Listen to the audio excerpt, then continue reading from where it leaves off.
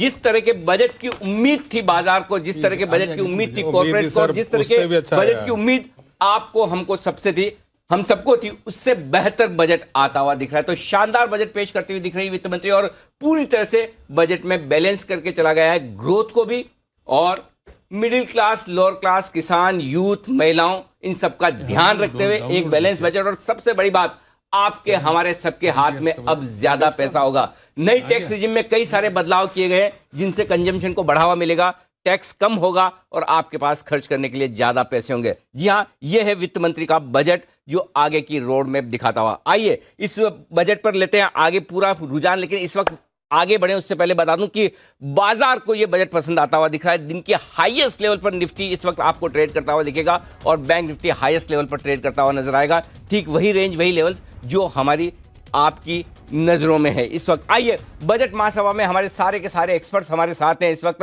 सबसे पहली प्रतिक्रिया बग्गा साहब, बजट पे एक बार जल्दी से मैं आप सबसे शॉर्ट में एक बार प्रतिक्रिया लेना चाहूंगा। कैसा लगा बजट? डिलीवर कर अच्छा, दिया। बहुत अच्छा, औसत, बहुत अच्छा, बहुत ही अच्छा। वरिंदर, फाड़ दिया। शानदार। मैं बोला बहुत अच्छा किया, डेफिसिट कंट्रोल कर दिया, 10 लाख करोड़ कैपेक्स कर मैं वो दिया। डिटेल में आऊंगा एक बार जल्दी से ओपिनियन ले ली जाए। सर बजट कैसा लगा? बजट के डिटेल्स तो अभी आया नहीं है जी। एनेक्सर बी और सी में, ए और बी में है जी। देखा जाए क्या होगा। हाँ। लेकिन ओवरऑल देखा जाए तो ठीक ही सो बजट फार है। So good. हाँ, so far Arun, so good। Major relief individual tax payers को, वेरी गुड। इन मंत्री जी की सुनिए, मंत्री जी ने, वित्त मंत्री जी ने। मंत्री जी आप कह भी रहे थे कि दोनों में बड़ा कट आएगा, कैसा लगा आप? आना पूरा उम्मीद था और आया, और एक बहुत बड़ा चीज उन्होंने किया, सीनियर सिटीजन को 30 लाख रुपए तक आप पैसा डाल सकते हैं, 8% इंटरेस्ट मिलेगा। आपने इससे ज्यादा मांगा क्यों नहीं आज? शायद आप जो मांगते आज मिल जाता, लेकिन वित्त मंत्री ने सबको सब कुछ देने की कोशिश की। बाजार के लिहाज से बजट कैसा है? बसंत माहेश्वरी साहब भी हमारे साथ हैं इस वक्त। बसंत सर बताएं कैसा लगा बजट? मुझे लगता है ये फाइनेंस मिनिस्टर का अब तक का सबसे बेस्ट बजट है। बेस्ट मतलब बेस्ट। वाह, तो आप ये कह रहे हैं कि no bad news is good news, या वाकई में बहुत सारी गुड न्यूज भी है साथ में? नहीं, good news is great news Anil ji, good news is great news. वो तो ओरिजिनल था अपना, no bad news is good news. अब मुझे लगता है good news is great news. Wonderful, good news is great news. आप अगर देखेंगे तो जैसे कॉर्पोरेट टैक्स कट जब हुआ था, मुझे लग रहा है कंज्यूमर के लिए वो मोमेंट हो रहा है। एब्सोल्युटली, तो कंजम्पशन को बढ़ावा देने के लिए से ये बजट बहुत ही जबरदस्त कहा जाए। अब बताइए। हाँ। सर हम लोग क्या बोल रहे थे कि कोई बुरी खबर ना आए तो अच्छा होगा। बुरी खबर तो नहीं आई, और अच्छी खबरें ढेर बट सारी। अच्छी खबरें कितनी आ गई सर। हमने सोचा था 9 लाख करोड़ कैपेक्स आएगा, 9 का 10 कर दिया। हमने सोचा था 6.1% आपका फिजिकल डेफिसिट आएगा, 5.9% आ गया। पहली बार मैंने देखा है कि कस्टम ड्यूटी इन्होंने 4-5 सेक्टर में काटी है इस बार। सारे फ्लोरोप का बात किया इन्होंने, टीवीज का बात किया, अलग अलग चीजों का बात किया। बट सर ये 2019 में जिस समय हम सोच रहे थे कि कॉर्पोरेट टैक्स काटेंगे, वो काटा। पहली बार हुआ कितने सालों में पर्सनल इनकम टैक्स काटा। जो हम बात कर रहे थे कि अगर इनके पास 3 लाख करोड़ की इनकम आई है तो 3 लाख करोड़ में सर इन्होंने 35,000 करोड़ खर्चा करके, आप सोचिए क्या बूस्ट कर दिया। बिल्कुल, तो इंसेंटिव भी दिया है, कैपेक्स भी किया है और फिजिकल डेफिसिट मेंटेन भी किया। बिल्कुल, टैक्स काट दिया सर या एटलीस्ट रिबेट दे दी, थोड़ा लिमिट्स बढ़ा दी, एग्जेम्पशंस बढ़ा दी। ओवरऑल बजट मैथ्स में बहुत इंपॉर्टेंट एक चीज है जो कहना चाहूंगा, जो उन्होंने बोला नहीं बट मैं यही कैलकुलेट कर रहा था। रेवेन्यू बढ़ रहा है 11.5% से, वो अच्छा है क्योंकि वो दिखा रहा है कि आप 11% जो नॉमिनल जीडीपी कल बात हुई थी उसके अंदर ही रहे हैं। क्योंकि आशंका ये थी अगर इसको 15 या कुछ ले लेते फिर middle of the year revenue नहीं आता था। तो बहुत कंजर्वेटिव है, 11% आपने रेवेन्यू बढ़ाया है। खर्चा अनिल जी 7.4% ही बढ़ा है, ये मिस नहीं करिए, ये प्रूडेंशियल बजट है बहुत। कैपेक्स 35% बढ़ाया कैपेक्स, बट रेवेक्स रेवेन्यू एक्सपेंडिचर केवल 3.4% बढ़ा है, जब आपका इन्फ्लेशन 5% है। सब्सिडी कम आएगा पिछले साल के मुकाबले। ये शांत रही हैं इस पे, जब स्टडी करेंगे ये आपको गणित दिखा रहा है। तो ये बहुत प्रूडेंशियल बजट है। क्वालिटी ऑफ एक्सपेंडिचर गुड है क्योंकि कैपेक्स जो आप करेंगे वो 4 से 8 गुना आपके जीडीपी पे मल्टीप्लायर लगाएगा। तीसरा, टैक्स वाले लोगों के पीछे नहीं पड़ेंगे कि भाई हमारा 20% का टारगेट है, 11% का ही टारगेट लिया है। खर्चा 7% ही बढ़ाया है। बहुत अहम है ये कि बजट मैथ्स, आई थिंक 10/10 दूंगा बजट मैथ्स। क्या बात है, वाह। हमारे पूरे पैनल से थम्स अप मिल गया इस बजट को। अनिल जी आपका क्या व्यू आ रहा है? और मोर इम्पोर्टेंटली एक तो बजट पर और साथ ही बाजार के इम्पैक्ट पर क्या व्यू बनता है? दीप, बाजार के लिए इससे बढ़िया बजट हो नहीं सकता था। ये बाजार के लिए मैं कहूंगा कि पिछले कई सालों में सबसे बेस्ट बजट है, जहां एक और बाजार को जिस किसी भी चीज का डर था वैसा कुछ हुआ नहीं, और दूसरा बाजार को बढ़ने के लिए जो कुछ चाहिए, हमारी थीम ही इस बजट की ये रही थी, शाइनिंग इंडिया, यानी कि हम दुनिया भर में हम सबसे बेहतर हैं, सबसे मजबूत हैं। बजट में ऐसा कुछ होना चाहिए कि हमारी ग्रोथ आगे बरकरार रखे, और इस बजट में वित्त मंत्री ने वो सब कुछ किया है जो हिंदुस्तान को अगले लेवल पर ले जाने के लिए जरूरी है, हमारी ग्रोथ को और बेहतर करने के लिए जरूरी है। सबसे पहले सब कुछ करने के बावजूद वित्तीय अनुशासन का पालन, यानी कि वित्तीय घाटा 6% के नीचे काफी अच्छा कहा जाएगा, वो भी तब जब आपका कैपिटल एक्सपेंडिचर 10 लाख करोड़ है, जो जबरदस्त इकोनॉमिक ग्रोथ को बढ़ावा देगा। एक तरफ आप कैपिटल एक्सपेंडिचर करके इन्वेस्टमेंट ला रहे हैं, ग्रोथ को बढ़ावा दे रहे हैं, और दूसरी तरफ आप टैक्स में कमी कर रैशनलाइजेशन कर आम आदमियों के हाथ में, आम लोगों के हाथ में ज्यादा पैसा दे रहे हैं, तो आपके पास कंजम्पशन भी आ रहा है और आपके पास कैपिटल एक्सपेंडिचर और कैपिटल फॉर्मेशन भी हो रहा है। इन दोनों के चलते जो आपको देखने को मिलेगा वो ये दिखेगा कि दुनिया भर में हिंदुस्तान की इकोनॉमी अगले 1 साल में भी और सबसे मजबूत रहेगी, जब तक कि अगला नया फुल फ्लेज बजट नहीं आता। इकोनॉमी को जो कुछ चाहिए वो इस बजट में। और बाजार का जहां तक सवाल है दीप, हम फिर से इस बाजार में नए हाइस की तरफ बढ़ेंगे, नए हाइस की तरफ बढ़ेंगे। एक ही कंडीशन है कि फेड आज रात को कुछ ऐसा गड़बड़ ना करें, अदरवाइज भारत के बाजारों के लिए इससे बढ़िया बजट की आप उम्मीद कर नहीं सकते थे। शानदार बजट है, बेहतरीन बजट है। इस बजट के बाद आपके लिए एक ही मौका है कि बाजार में शॉर्ट ना रहे, बस। क्योंकि आप अगर आज देखेंगे तो बाजार आपको 2 टुकड़ों में दिखेगा, एक अदानी ग्रुप के शेयर जो सारे नीचे के नीचे आपको नजर आएंगे, लेकिन उससे बाहर हटकर मूड सुधार कर बाकी बजट को देखिए। इस बजट में वो सब कुछ है जो भारतीय बाजारों को, भारतीय इन्वेस्टर्स को खुश करे, और इस बजट में वो सब कुछ है जो भारतीय इकोनॉमी की ग्रोथ को आगे बढ़ा सके। जल्दी से एक क्विक टेक क्वेश्चन है टैक्स वालों को कि इन्होंने बोला कि न्यू टैक्स रिजीम जो होगा वो डिफॉल्ट हो जाएगा, राइट? अगर वो डिफॉल्ट हो जाता है इसका मतलब है कि एटीसी एंड हो जाएगा?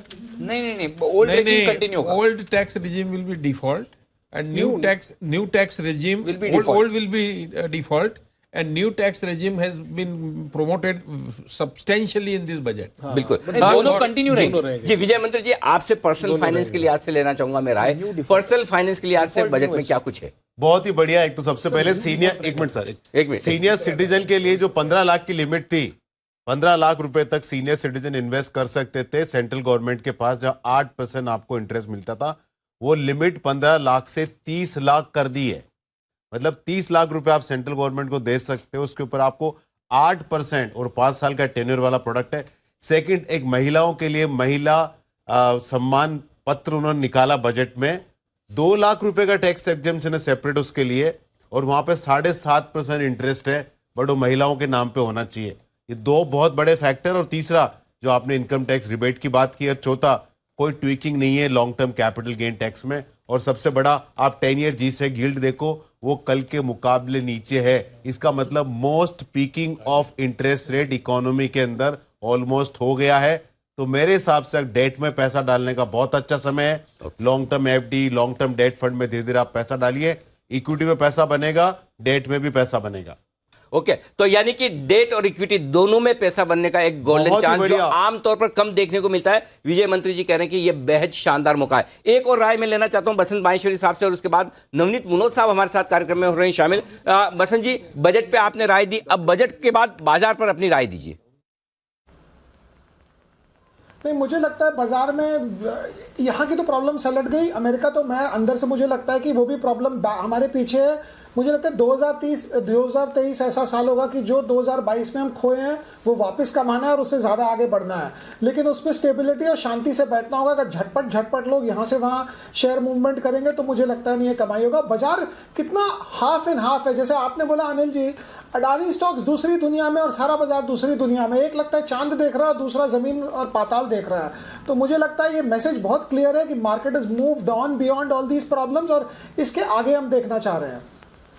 तो बजट कहीं आगे की सोच के साथ बनाया गया है। आइए, बाजार के जाने माने दिग्गज एचडीएफसी म्यूचुअल फंड के एमडी और सीईओ नवनीत मुनोद साहब हमारे साथ कार्यक्रम में हो रहे हैं शामिल। नवनीत जी, बहुत बहुत स्वागत है।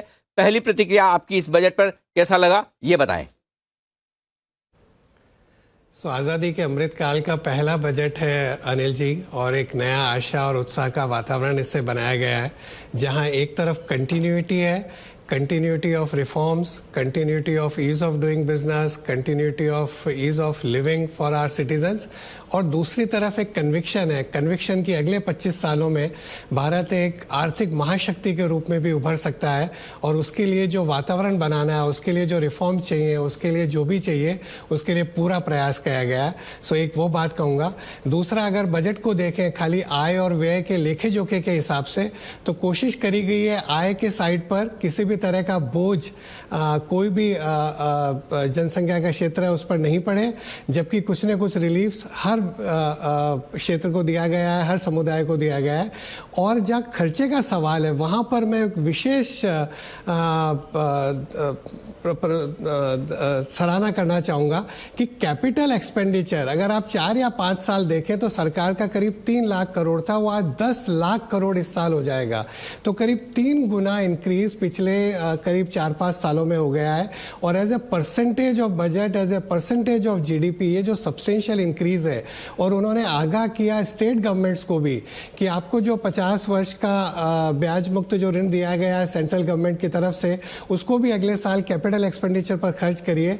तो government expenditure on capital government expenditure on capital side बहुत ही एक सराहनीय कदम है। इससे प्राइवेट सेक्टर को भी एक बहुत महत्वपूर्ण, या प्राइवेट सेक्टर को भी एक बहुत प्रोत्साहन मिलेगा कि वो भी कैपिटल एक्सपेंडिचर करें, प्रोडक्टिव कैपेसिटी बढ़ाएं। और अगले कई वर्षों में जो संभावनाएं उभर रही हैं भारत के लिए, कि जो पूरे विश्व में एक अनिश्चितता का माहौल है, उसके बीच में भारत न सिर्फ विश्व की तेज गति से बढ़ने वाली अर्थव्यवस्था पर एक सस्टेनेबल, एक डेमोक्रेटिक, एक इंक्लूसिव, एक इक्विटेबल सोसाइटी के रूप में जो आज G20 की लीडरशिप हमें मिली है और पूरे विश्व के लिए हम एक उदाहरण बने, आई थिंक उसके लिए काफ़ी प्रयास किया गया और पूरी सराहना सरकार की, वित्त मंत्री जी की करनी चाहिए। न सिर्फ कमाई के मामले में बल्कि खर्च के मामले में जो अनुशासन दिखाया और जो वित्तीय अनुशासन का पालन किया है वित्त मंत्री जी ने, ग्रोथ को ध्यान में रखते हैं, वो पसंद आ रहा है नवनीत मोहन साहब को। नवनीत जी, ये तो बात हुई इकोनॉमी के लिहाज से बजट की, लेकिन बाजार के लिहाज से भी और निवेशकों के लिहाज से भी इस बजट को कैसे देखा जाए और डायरेक्शन आगे क्या रहेगा? पूरा बजट तो अभी पढ़ेंगे, टैक्स के प्रोविजंस या दूसरे जो प्रोविजंस हैं, बट ओवरऑल अगर बजट में देखें, अगर इंफ्रास्ट्रक्चर की तरफ, अगर टूरिज्म की तरफ जहाँ एक बड़ी संभावनाएं भारत में बन सकती हैं, अगर फाइनेंशियल सेक्टर रिफॉर्म्स की जो उन्होंने बात करी, चाहे कैपेसिटी बिल्डिंग की हो, ईज ऑफ ट्रांजेक्शन्स हो, ईज ऑफ फॉर एवरीवन हो, आई थिंक उस सब से बहुत संभावनाएं बन सकती हैं। और मेरे ख्याल में नियर फ्यूचर में तो अब जैसे बजट तो पीछे हो गया, लोग बाग आर्थिक आंकड़े देखेंगे, आगे ब्याज दरों में क्या मूवमेंट रहता है वो देखेंगे, आज यूएस फेडरल रिजर्व क्या करता है वो देखेंगे, और पूरे विश्व का लिक्विडिटी फ्लो लास्ट हमने कुछ दिनों में देखा है, फॉरेन संस्थागत निवेशकों ने बिकवाली करी है तो उसका असर आया है।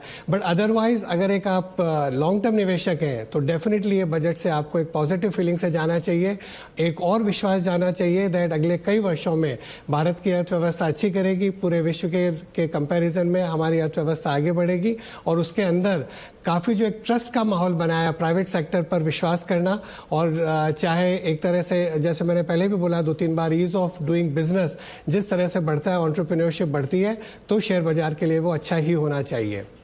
मार्केट के लिए रहेगा अच्छा, इकोनॉमी के लिए रहेगा अच्छा। मार्केट की तरफ से बात करूं अनिल जी, तो अगर फिस्कल डेफिसिट को कंट्रोल रखा गया है, अगर जो गवर्नमेंट की बोरोइंग का जो एक्सपेक्टेशन था, अगर उसी बोरोइंग का अमाउंट उन्होंने रखा है, तो मेरे ख्याल में डेट मार्केट में भी अपॉर्चुनिटीज बनेगी। तो आगे के लिए भी राह है बहुत ही बेहतर। नवनीत जी, इस बड़े दिन आप जुड़े हमारे साथ और बजट पर पहली प्रतिक्रिया दी, बहुत बहुत धन्यवाद आपका। और उम्मीद करता हूं कि HDFC म्यूचुअल फंड के जो लाखों इन्वेस्टर्स हैं जो इस बजट को देखकर मुस्कुरा रहे हैं, उनके लिए और ज़्यादा वेल्थ क्रिएशन का काम आप अच्छी तरीके से आगे भी करेंगे। धन्यवाद आपका। बाजार के जाने माने एक और दिग्गज हमारे साथ कार्यक्रम में शामिल हो रहे हैं, आनंद राठी। नवनीत जी कुछ कहना चाहते थे शायद आप? ओके, धन्यवाद। ओके, और राहुल अरोड़ा साहब भी हमारे साथ कार्यक्रम में शामिल होने की तैयारी में। राठी साहब के पास चलते हैं। राठी साहब, बहुत बहुत स्वागत है आपका। बजट पर आपकी पहली प्रतिक्रिया, पसंद आया है सर? धन्यवाद अनिल। आई थिंक बजट बहुत ही अच्छा है। दो तरीके से देखें, एक तो आंकड़ों को देखें कि क्या किया है, तो फाइनेंस मिनिस्टर ने इन्वेस्टमेंट को भी बढ़ाने के लिए कैपेक्स का जो है हाईएस्ट एवर एक 10 लाख का बजट में टारगेट किया है। रेलवेज में 2.4 लाख करोड़ का इन्वेस्टमेंट। अब देखो, इन्वेस्टमेंट की तरफ पूरी नज़र एकदम रखी गई और वो उसको बढ़ाया गया। और कंजम्पशन को बढ़ाने के लिए इन्होंने जो टैक्स रेट्स में, पर्सनल टैक्स रेट्स में जो किया है वो भी बड़ा सराहनीय है कि ये बड़ी एक्सपेक्टेड थी और इन्होंने जैसे एक्सपेक्टेशन थे उसके हिसाब से टैक्स को ठीक किया है। तीसरा जो मेन एक रहता है प्रेशर कि भाई मार्केट की बोरोइंग कितनी करेंगे, फिजिकल डेफिसिट कितना रहेंगे, उसमें भी फाइनेंस मिनिस्टर ने 5.9% का दे दिया है। लास्ट ईयर में भी 6.4 को मेंटेन किया है, 5.9 और कहा कि 4.5% हम ले जाएंगे 2 साल में। इससे लगता है कि गवर्नमेंट की फाइनेंशियल मैनेजमेंट जो है वो बहुत अच्छी है। तो हर आंकड़ों के हिसाब से देखें अनिल, तो मैं समझता हूँ बहुत अच्छा बजट है। दूसरी चीज़ जो आंकड़ों में नहीं सामने आती है, आप देखिए कितनी डिटेल में काम किया गया हर मामले में, हर इशू को जहाँ जहाँ अपने या तो अपॉर्चुनिटी है या प्रॉब्लम है, दोनों को देखा गया है। आज जो 7 फोकस पॉइंट्स इन्होंने जो हाईलाइट किए और हर फोकस पॉइंट में कितना है वो पूरी चीज़ शायद बजट पढ़ने से पता लगेगी, पर आपको सुनने ही से एक चीज़ समझ में आती है अनिल कि सरकार ने और फाइनेंस मिनिस्टर ने देश की जो ज़रूरतें हैं, जो नीड्स हैं डिटेल, उन सबको डिटेल में देख के उनका क्या करना चाहिए वो एक सॉल्यूशन इन्होंने इसके सामने। राठी साहब, एक और सवाल इनकम टैक्स को लेकर है, जहां पर थोड़ी टैक्स की जो बोझ है वो कम करने की कोशिश की है वित्त मंत्री ने, मिडिल क्लास पर भी और एकदम आपके जैसे हाईएस्ट टैक्स पेयर्स हैं जो 43% तक टैक्स देते हैं उनके लिए भी थोड़ी रिलीफ है 2-3% की। सही, कैसे देखते हैं इसे आप? जी नहीं, ये बिल्कुल सही है।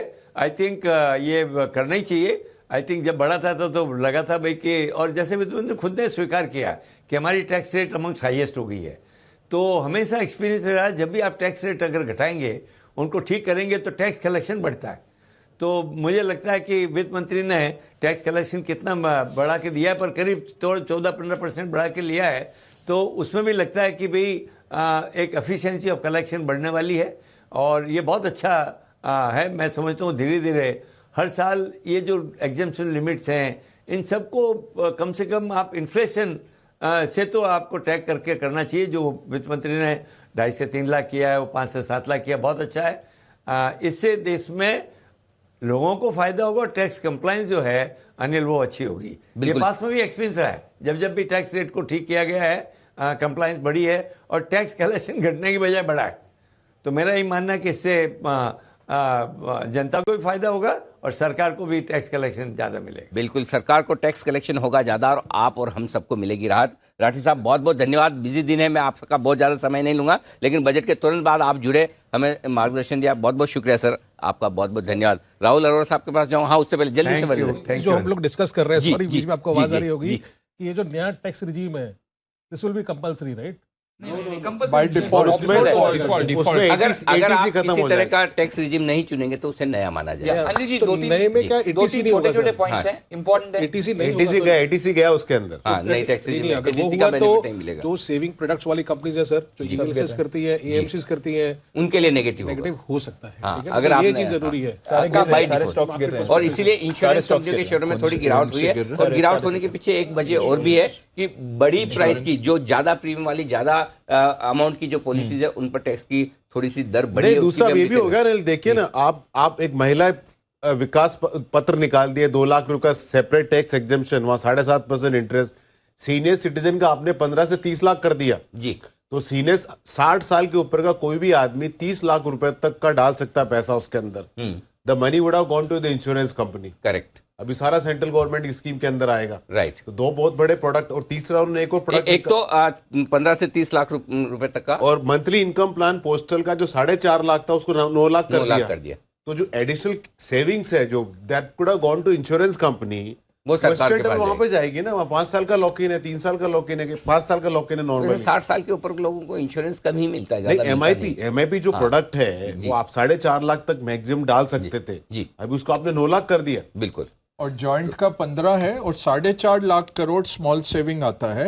इससे स्मॉल सेविंग कोई 6-6.5 लाख हो जाएगा।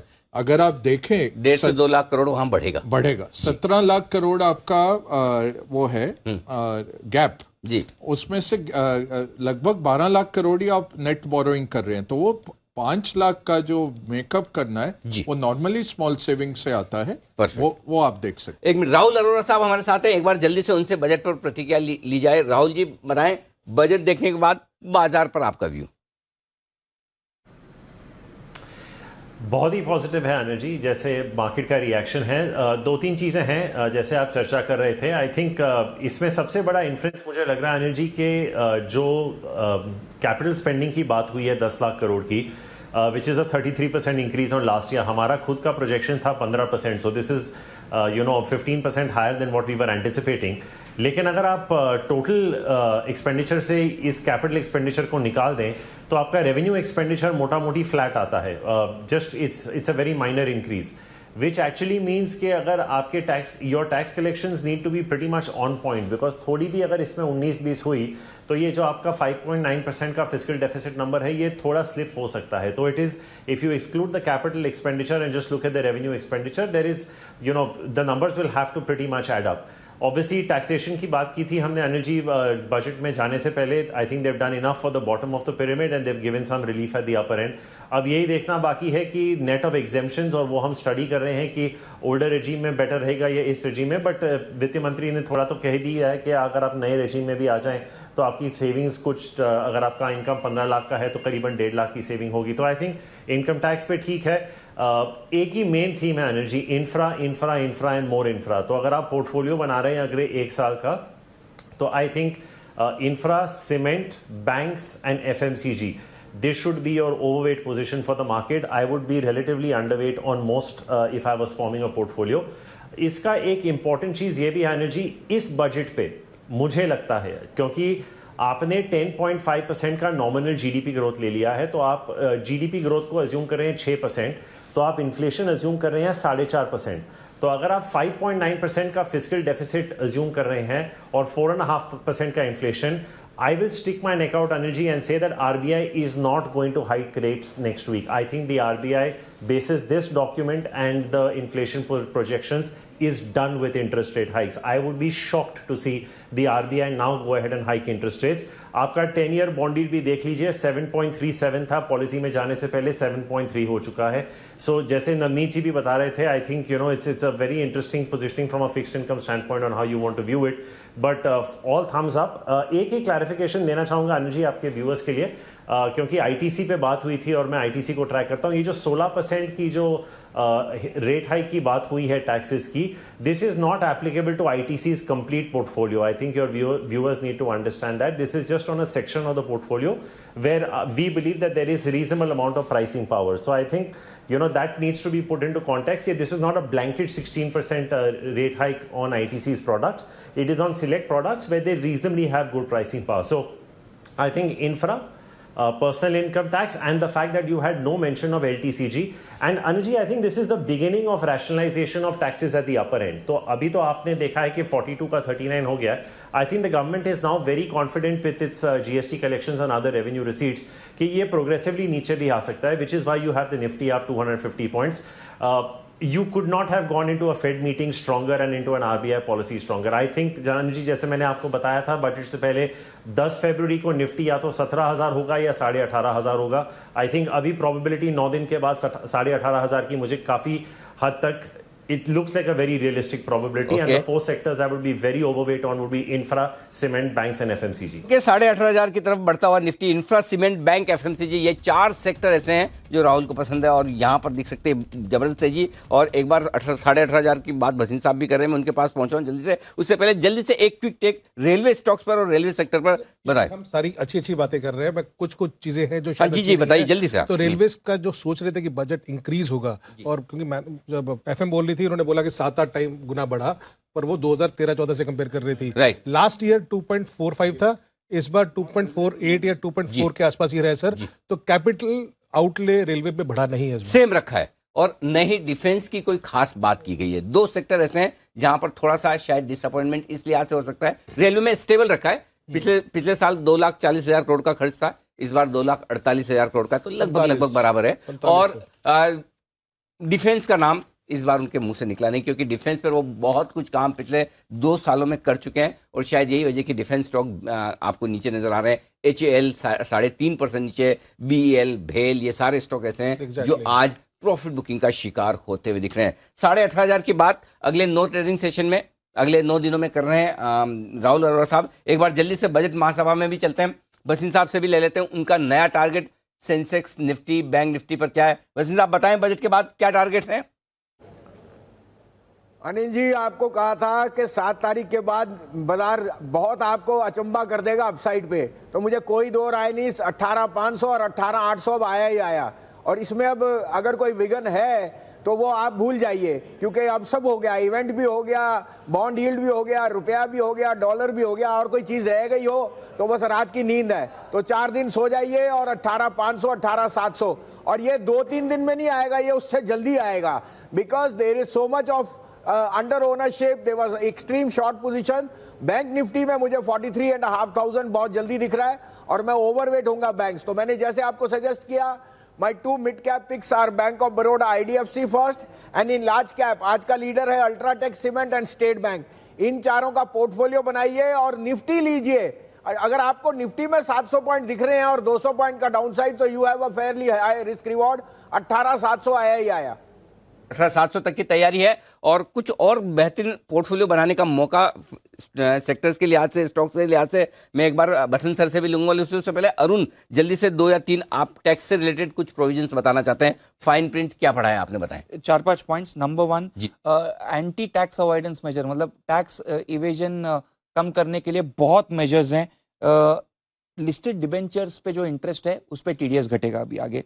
मार्केट लिंक्ड जो डिबेंचर्स हैं उसके लिए एक स्पेशल कैपिटल गेन का प्रोविजन है, जो अनाउंसमेंट किया था उसमें वो बराबर आया है फाइनेंस बिल में, कि 10 करोड़ तक ही आप कैपिटल गेन का री इन्वेस्टमेंट रेजिडेंशियल हाउसिंग में कर सकते हैं। उनका कहना है कि जो अमीर लोग हैं इसका गैर फायदा उठा रहे हैं कॉस्टली घर खरीद के, तो ये डिसकंटिन्यू करना है। TCS, अगर ओवरसीज रेमिटेंस है तो उन्होंने बोला था कि 5% आपका TCS है, बैंक कट करेगा। अभी ऑन सर्टन पैरामीटर्स वो कह रहे हैं 20% कटेगा ऑन ओवरसीज रेमिटेंस। इसका मतलब है ओवरसीज आप रेमिटेंस करने के पहले आपको 5 बार सोचना पड़ेगा। बहुत इंपॉर्टेंट है। और एक है इंश्योरेंस पॉलिसी पे जो इनकम है जो अभी एग्जेम्प्ट है, उन्होंने कहा है एक्सेप्ट डेथ को आप बाजू में रखिए, बाकी सब इंश्योरेंस पॉलिसी पे मेरा रीडिंग है 5 लाख के ऊपर अगर आपका प्रीमियम है तो उसका इनकम टैक्सेबल है। ओके, तो यानी कि इसलिए सारे इंश्योरेंस स्टॉक्स भी ये मेरा यानी कि अगर जब इंश्योरेंस पॉलिसी मैच्योर हुई, पैसा वापस आया, 5 लाख रुपए से ज्यादा मिल रहा तो टैक्स देना 5 लाख रुपए से ज्यादा अगर आपने प्रीमियम भरा होगा तो। प्रीमियम भरा तो अरे हाँ, तो मतलब बड़ी पॉलिसी प्रीमियम अगर आपने 5 लाख 2.5 लाख तो कर दिया ना पहले ही। इनकम फ्रॉम इंश्योरेंस पॉलिसीज अगर 5 लाख के ऊपर अगर आपका प्रीमियम हो तो वो इनकम टैक्सेबल है एज पर माय रीडिंग। चलिए ठीक है, तो ये कुछ बदलाव है, हम थोड़ी देर में और फाइन प्रिंट्स आपके सामने रखेंगे, लेकिन एक बार जानना समझना ये जरूरी है बसंत माहेश्वरी साहब से कि किस तरह का पोर्टफोलियो अब बनाया जाए। बसंत जी बताएं सर। देखिए अनिल जी, हम लोग बोल रहे हैं कि कंज्यूमर अच्छा करेगा, FMCG अच्छा करेगा, लेकिन इसमें बाइफरकेट करने की जरूरत है। अगर आपका 1.5 लाख रुपया साल का बचता है तो ये मतलब नहीं है कि आप हिंदुस्तान लीवर का साबुन लेकर दिन में 3 बार नहाने लग जाएंगे, आप उतना ही करेंगे। तो ऐसी कौन सी कंपनी है जो आपके पैसे बचने से आप ज्यादा खर्चा करेंगे? जैसे डिस्क्रिशनरी साइड जो कपड़े बेचती है वो उनको ज्यादा फायदा होगा। अब मैगी को आप एक्स्ट्रा तो नहीं खाएंगे बिकॉज आपके पैसे बच गए, गाड़ी शायद आप ज्यादा खरीद लें। तो कंज्यूमर पे भी डिवाइड करना पड़ेगा कि डिस्क्रिशनरी कौन सा है और कौन सा आप नॉर्मली भी करते हैं। तो मुझे लगता है कंज्यूमर अच्छा करेगा, लेकिन ऑलरेडी पी बहुत ज्यादा है, तो एक्स्ट्राऑर्डिनरी कुछ नहीं होने वाला है कि डबल ट्रिपल हो जाएगा जो नॉर्मली बजट पे होता है। लेकिन इंपॉर्टेंट बात यह है, पिछले रिजल्ट पे आपने भी देखा होगा एशियन पेंट जैसी दिग्गज कंपनियां का वॉल्यूम ग्रोथ ही माइनस में आने लग गया था। मतलब प्राइस हाइक लेने के बाद भी 1-1, 2-2, 3-3% का वॉल्यूम ग्रोथ था। तो मुझे लगता है जो इन्फ्लेशन से मार पड़ी है मिडिल क्लास को, सैलरीड क्लास को, क्योंकि उनकी सैलरी तो उतनी बढ़ी नहीं और इन्फ्लेशन तो सर के ऊपर सवार था, तो उसका हमने निगेट किया इम्पैक्ट, और शायद अब नॉर्मलाइज से थोड़ा बेटर ग्रोथ करेंगे। बिल्कुल, तो ये है आपके लिए FMCG सेक्टर जो इंडिया की ग्रोथ स्टोरी पर आधारित, और इस ग्रोथ को बढ़ाने के लिए सब कुछ किया है बजट में वित्त मंत्री जी ने। मैं जल्दी से वापस से हमारे बजट स्टॉक एक्सचेंज में भी पहुंचूंगा। हमारे सब एक्सपर्ट से मेरी गुजारिश है कि इस बजट के बाद आपकी पसंद के आप 3-3 स्टॉक नोट करके रखें। सिर्फ स्टॉक के मुझे नाम चाहिए, मैं आऊँगा, लेकिन राहुल सर भी देने वाले हैं। उससे पहले जल्दी से एक बार वरिंदर शुरुआत कीजिए टॉप 3 पिक्स बजट के बाद। बस 3 इतना अच्छा बजट आया सर, उसके बाद सिर्फ 3 स्टॉक्स बोल रहे हैं सर। क्या बात है सर। तो मेरा तो कैपेक्स है, मैन्युफैक्चरिंग कैपेक्स। अगर आपको बहुत सेफ खेलना है तो L&T ले लीजिए या कमर्स ले लीजिए।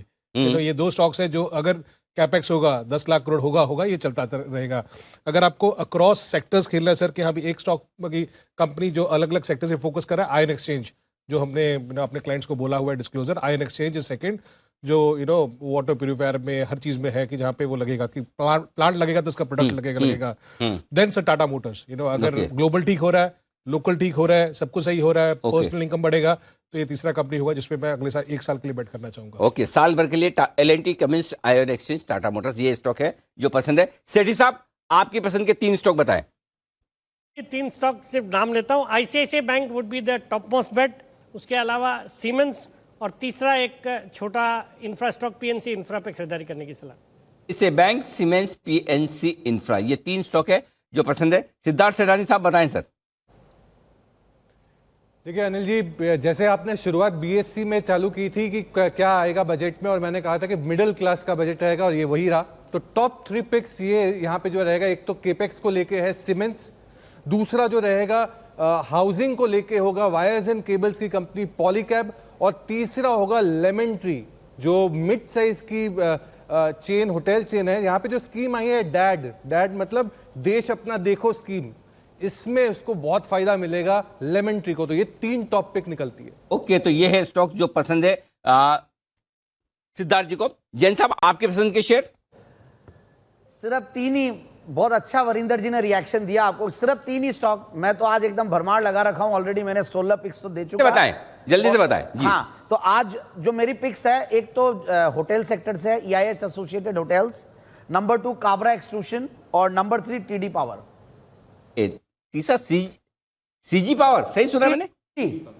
TD पावर, हाँ TD पावर। ओके, आइए चलते हैं राहुल अरोड़ा साहब के पास भी, उनकी पसंद के भी शेयर जाने जाएं। राहुल जी बताइए आपकी top picks. Anil ji, topics मैं बता दूंगा, उससे पहले मैं आई थिंक आपके एक गेस्ट ने एक ऑब्जर्वेशन किया था कि अगर आपके पास ज़्यादा पैसे हों तो आप ज़्यादा साबुन नहीं खरीदेंगे, ज़्यादा मैगी नहीं खाएंगे। लेकिन एक चीज़ होती है अनिल जी, आप प्रीमियमाइज करने की क्षमता ज़्यादा हो जाती है। तो if you can actually move up the value chain, and उससे भी कंपनीज का बेनिफिट होता है। तो it's not just always about volume growth, there is a premiumisation story also. लेकिन जैसे मैंने आपको कहा, मैंने आपको 4 सेक्टर्स दिए थे जहां पे मैं ओवरवेट हूं, इनमें मैं आपको एक एक नाम दे देता हूं। सीमेंट में I would go with UltraTech, banks I would go with bank of Baroda, infrastructure I would go with PNC, and FMCG I would probably go consumer discretionary energy, I will say Westlife Development, which is McDonald's। तो ये है आपके लिए राहुल जी की तरफ से भी जबरदस्त बुलिश माहौल बनता हुआ दिखा।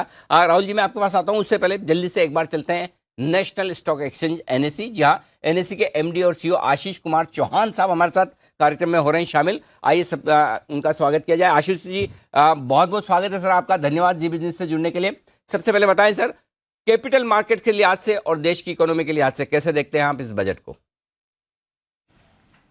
ये मेरे हिसाब से पिछले 8 सालों में आई थिंक ये 9वां बजट है यही रिजीम का। आई थिंक ये सबसे बेहतर बजट है। बहुत मैं मानता हूँ कि growth oriented, job oriented and infrastructure oriented budget है, और काफ़ी मैच्योर है कि उन्होंने जो फिस्कल डेफिसिट को कम करते हुए भी, और एक पाथ भी दिया हुआ है कि 6.5% जो लास्ट ईयर था वो अब 5.9% हो गया, अगले 2 साल में वो 4.5% हो गया। उसके बावजूद उन्होंने टैक्स भी घटाया, personal income tax, fiscal on infrastructure उन्होंने बहुत ज़्यादा पैसे एलोकेट किए, करीब 10 लाख करोड़। तो मुझे लग रहा है ऐसा बजट किसी को उम्मीद नहीं थी। उसके बावजूद हम सबको जो आशंका थी कि भाई कैपिटल गेन टैक्स में बहुत सारी बदलाव आएंगे, भारी भरकम टैक्स बढ़ेगा, वो भी नहीं हुआ है। तो मुझे लग रहा है कि जब मैं देख रहा था कि बजट की पेशकश पूरी हुई, तभी निफ्टी करीब 120 पॉइंट के ऊपर था, अब 300 पॉइंट से ऊपर आ गया। तो मुझे लग रहा है ढाई गुना बढ़ गया, हमारे लिटरली 150%, 1.5 गुना एक्स्ट्रा बढ़ा है। तो जैसे से आप बजट पढ़ते जाओगे, ऐसे से आपको लगेगा कि ये सबसे बेहतर बजट हुआ है। लेकिन आफ्टर इफेक्ट थोड़ी ज़्यादा आ रही है।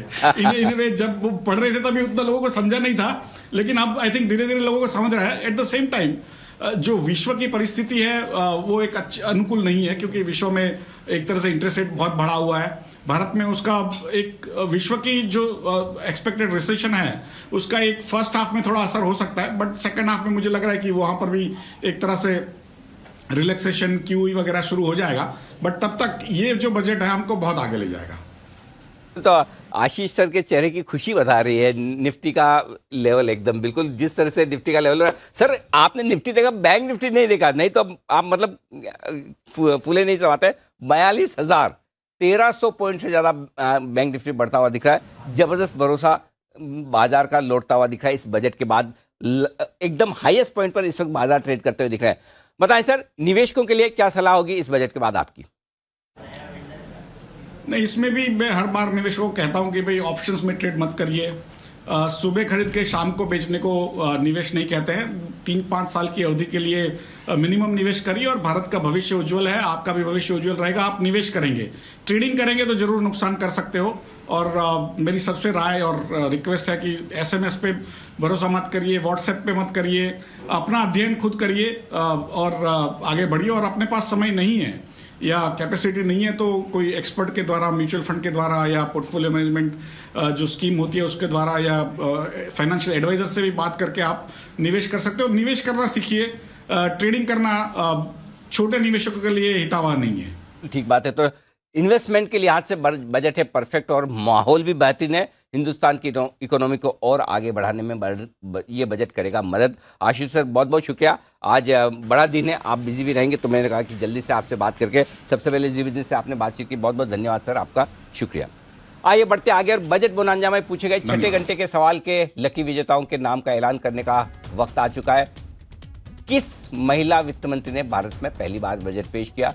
ए सरोजिनी नायडू जी, बी सोनिया गांधी, सी निर्मला सीतारमण और डी इंदिरा गांधी। और सही जवाब है आपके लिए डी इंदिरा गांधी। और लकी विजेताओं के नाम आपकी स्क्रीन पर। और आइए अगला सवाल भी मैं आपके सामने रख दूं और अगला सवाल भी अब आपके लिए आने की तैयारी में है। देख लेते हैं 7वां सवाल। ओके, अब हाँ 6 हो गए ना, 7वां सवाल है वो आपके लिए आने की तैयारी में है। इस वक्त वित्त मंत्री निर्मला सीतारमण ने अपना पहला बजट कौन से साल में पेश किया था, कब पेश किया था? ये 4 ऑप्शन आपके सामने हैं। इन चारों ऑप्शन में से जो आपको सही लगे उसका आप जवाब जल्दी से हमें भेज दें। मैसेज करें हमें 57575 पर। ZB 7वां सवाल है तो 7 ABCD जो भी जवाब वो लिखे, या फिर सोशल मीडिया पर आप हमें #BudgetOnZ, #अनिल सिंघवी, ये दोनों ट्रेंड कर रहे हैं, इनके साथ आप अपने जवाब भेज सकते हैं।